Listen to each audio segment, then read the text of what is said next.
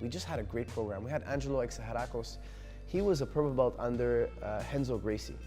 So we actually had a real jiu-jitsu purple belt in Montreal. Now, I know purple belts, you see them everywhere nowadays, but back in the day, having a purple belt as a trainer was huge. Angelo would go every weekend to New York, 6 hours away from Montreal. He would train with the Gracies, come back and teach us twice a week. He would come here and teach twice a week. So we were getting all the real authentic techniques. So we started to develop our reputation. When TriStar would go to a fight or our tournament, we'd clean house right away. Angelo started getting extremely busy where he couldn't really come here regularly. And I remember Firas starting to take over a lot of the coaching responsibilities and was very good at it. And so a lot of the guys at that time fighting, Ivan Menjivar being one of them as an example, started to look to him as a coach, and he started to take on that responsibility more and more. And then I guess within a few years, he was pretty much the guy for coaching here at TriStar.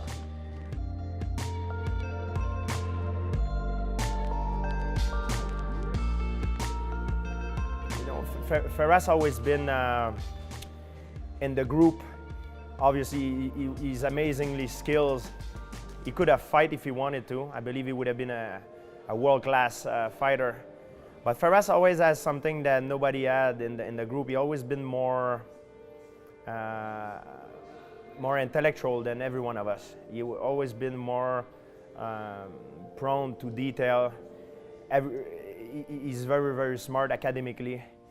He's got a background in philosophy, and he's very educated. So every time we needed advice, technical advice, we go to Firas. I believe he probably serve people better as teaching them, and he's just that's one of his main strengths. He's very smart and very good at teaching.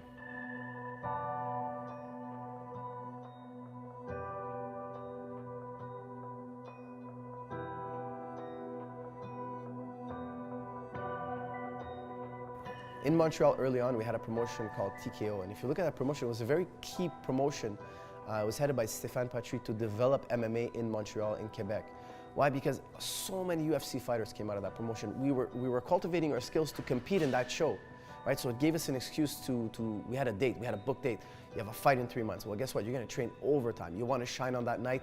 It just gave us a great platform for us to compete and show off our skills, and a great motivation for us to believe we can go up to the next level. And TKO did something really special. What they did is, when a Quebecois fighter was doing really, really well, they would go get an American fighter.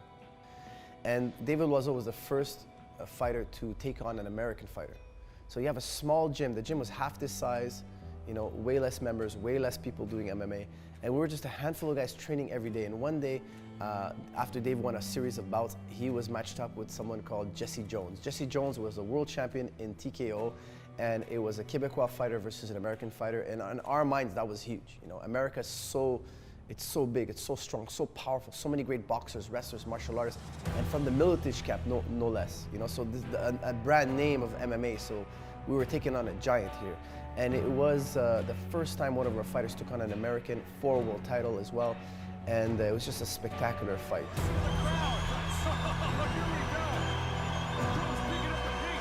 David's unloading on Jesse Jones. No stalling for round number 2.